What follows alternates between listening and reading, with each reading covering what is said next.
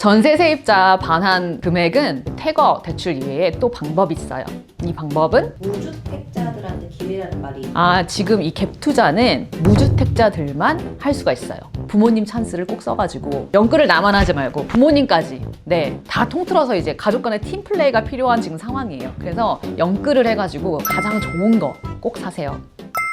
돈이 되는 모든 정보를 공유하는 자주맘입니다. 요즘 자꾸 갭 투자라는 말 들리는데 갭 투자가 뭐예요, 팀장님? 갭 투자는 쉽게 생각해서 그 매매가에서 전세가를 뺀 차익만큼만 투자금이 들어가는 투자를 말해요. 20억짜리 집을 살 때 지금은 이제 주택담보대출만 활용해서 집을 살 수 있다고 생각을 하잖아요. 그러면 지금 20억짜리 아파트를 살 때 주택담보대출 한도가 얼마죠? 네, 4억이죠. 그러면 내 돈 16억이 있어야지 20억짜리 아파트를 살 수가 있는데 갭 투자를 하게 되면 20억짜리 아파트에 만약에 전세 세입자가 10억 보증금으로 살고 있다. 그러면 20억 아파트를 임차 보증금 10억을 안고 사니까 내 돈 10억으로 20억 아파트를 살 수 있는 걸 갭 투자라고 해요. 이거를 10억 갭 투자라고 부릅니다.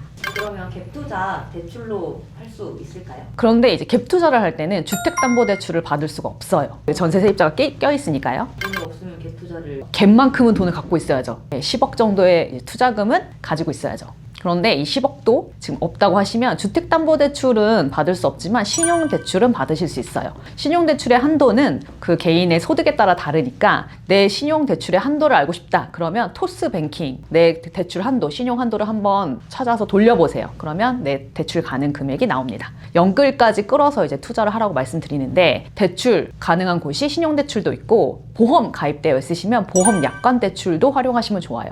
보험 약관대출이 좋은 점은 중도상환 수수료가 없어요. 보험 약관대출, 그리고 신용대출, 그리고 혹시 청약통장 갖고 계시다면 청약통장도 그 통장에 들어있는 저축액만큼은 또 대출이 되거든요. 청약통장은 깨지 마시고 꼭 담보대출로 해서 대출금을 활용하세요. 근데 지금 무주택자들한테 기회라는 말이 들리는 걸까요? 지금 이 갭 투자는 무주택자들만 할 수가 있어요. 왜냐면 지금은 서울 전역이 다 토지거래 허가 구역으로 되어 있어서 집을 살 때는 반드시 실거주를 해야 하는데 다주택자분들 이제 양도세 중과가 시행이 되죠. 5월 9일부터 양도세 중과가 시행이 되는데 5월 9일 전에 다주택자분들한테 아파트를 팔 기회를 정부가 열어준 거예요. 그래서 다주택자 매물 중에서 임차인이 껴있는 매물들에 한해서 갭 투자를 무주택자들한테만 허용이 되고 있습니다. 그러면 실거주를 안 해도 되는 거겠네요? 네, 실거주를 바로 하지 않아도 되고 임차인 임대보증 기간이 끝난 이후에 이제 실거주 하시면 돼요. 그러면 전세 갱신은 혹시 안 되는 걸까요? 네, 갱신은 되지 않습니다. 현재 살고 있는 임차인이 임대보증 기간이 끝나면 바로 입주를 해야 되는데요. 지금 2026년 2월이니까 최대 장기간 했을 때는 2028년 2월까지 세입자 있는 상태에서 갭 투자를 하실 수 있고 그 이후에는 들어가서 실입주를 하셔야 돼요. 부동산 통화해보니까 공실로 내놓은 매물들이 많다던데 네네. 그런 거 지금 계약 빨리 맺어가지고 진행하는 건 혹시 안 되나요? 임차인들이 없다고 하면은 이거는 실입주를 해야 되는 매물이잖아요. 근데 실입주를 해야 되는 매물은 급하게 뭐 급매물 가격이면은 실입주를 당장 할 수 있다 그러면 하실 수 있는데 이러면 투자금이 많이 필요하니까 지금 가용 금액 안에서 잘 선택하시면 좋을 것 같아요. 전세 세입자 반환 금액은 퇴거 대출 이외에 또 방법이 있어요. 이 방법은 자주맘 상담을 통해서 오시면 자세하게 도와드리도록 하겠습니다. 그래서 이거 걱정하지 마시고 갭 투자를 이번 기회에 꼭 하세요. 갭 투자 금액을 마련을 위해서 저희가 이제 부모님한테 도움을 좀 요청할 수 있잖아요.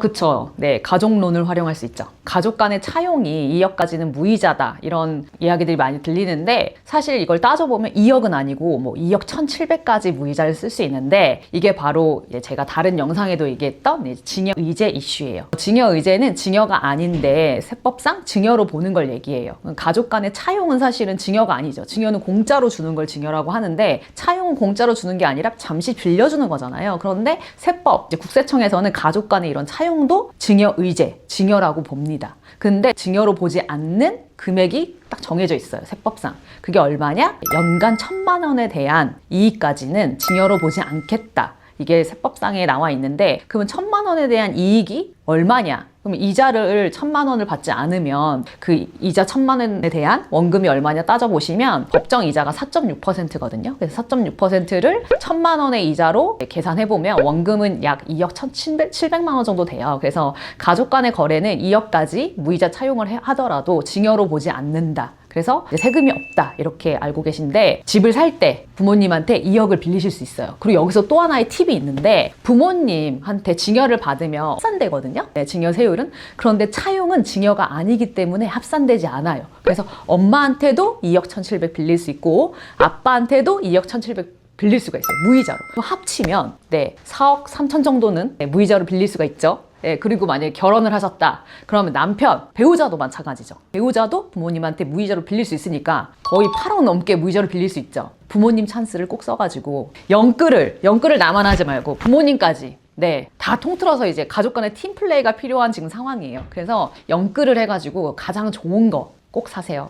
그 기본으로 증여가 5천만 원까지 되고 그쵸. 혼인 출산 공제해서 1억까지 또 되잖아요. 맞아요. 그거랑 별도인 거죠. 네, 이거는 증여 의제는 이제 차용이기 때문에 우리가 쉽게 말해서 증여세를 내지 않고 받을 수 있는 돈과는 별개입니다. 그래서 증여세 없이 온전하게 증여받을 수 있는 건 이제 성인이시면 이제 10년 동안에 5천만 원이고, 그리고 미성년자는 10년 동안에 2천만 원이잖아요. 그런데 우리는 미성년을 지났으니까 이제 부모님들한테 이제 5천만 원씩 증여받을 수 있고, 배우자 부모님한테 1,000만 원 증여받을 수 있죠. 그러니까 각각 6천만 원 또 이제 증여받을 수 있고, 그리고 혼인 또는 출산 증여액 1억까지 또 추가가 가능하니까 신혼부부들 같은 경우에는 무이자 차용, 그리고 그 다음에 증여 공제 활용해서 더 시드를 더 크게 해서 이번에 갭 투자를 꼭 해보세요. 그럼 10억을 빌린다고 하면 네. 어떻게 하면 좋을까요? 누구한테 10억을 빌리는 거죠? 부모님한테. 부모님 돈이 많으시네. 네. 그러면 이제 제가 얘기한 대로 이제 각각 4억은 무이자 차용 가능하잖아요. 그리고 6억 중에서 뭐 1억 5천을 만약에 증여를 받을 수 있다. 출산 또는 결혼으로 인해서 1억 증여받고 10년간의 증여 공제 5천만 원 받을 수 있다. 그러면 지금 5억 5천이잖아요. 4억 5천에 대해서만 이자를 내야 되는 거잖아요. 법정 이자 4.6%로 계산해서 받으시면 돼요.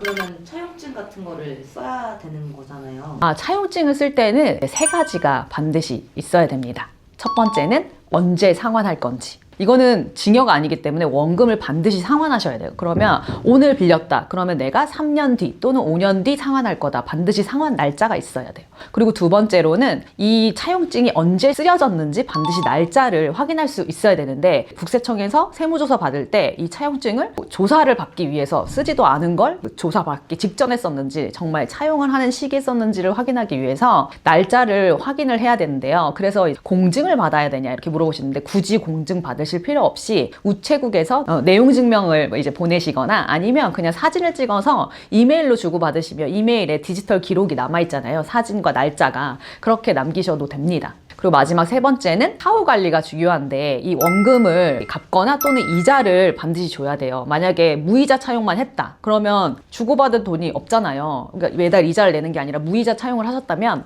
원금의 일부를 계속 상환하셔야 돼요. 그래서 차용증을 쓰고 나서 차용을 했다는 그 돈 거래를 실질적으로 했다는 걸 증빙을 매달 남기셔야 돼요. 이자가 있다면 이자를 매달 주셔야 되고, 이자가 없다 그러면 매달 원금의 일부를 계속 이체하셔야 돼요.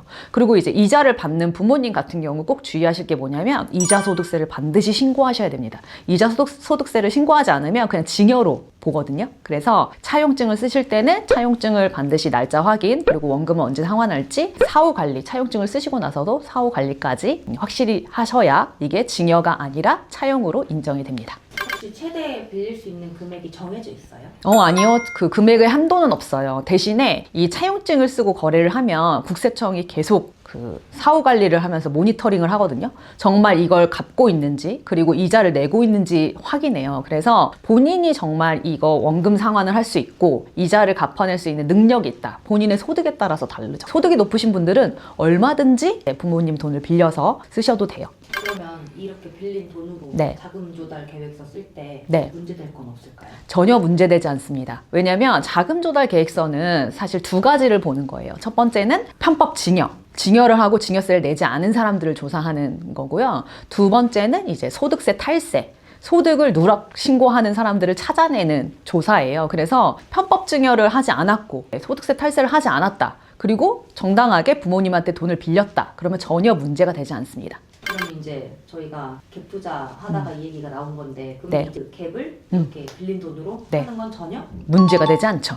네. 그래서 부동산 투자에서 가장 중요한 건 정말 내가 가용 현금이 지금 얼마 있는지를 아는 게 가장 중요하거든요. 네. 그리고 제가 상담을 하다 보면 처음에는 10억 있다고 얘기하시다가 계속 이제 제가 물건 이렇게 이제 추천하고 여기가 좋다고 얘기하면 갑자기 11억 있다고 얘기하시고 13억 있다고 얘기하시고 알고 보니까 이제 주식에 돈이 담겨져 있거나 코인에 물린 돈이 있거나 막 이렇게 본인의 이제 가용 현금을 이제 다 제외하고 얘기하시는 경우가 있는데 집을 살 때는 모든 자산을 다 끌어다가 제일 좋은 걸 사야 돼요. 영끌 투자라고 하죠. 영끌 투자는 나만 영끌하는 거 아니고 이제 부모님 한테 이제 상환할 능력이 되시면 부모님한테도 영끌해서 이제 도움을 받으시고 그리고 온갖 대출을 다 끌어다가 가장 좋은 걸 사는 걸 추천드립니다.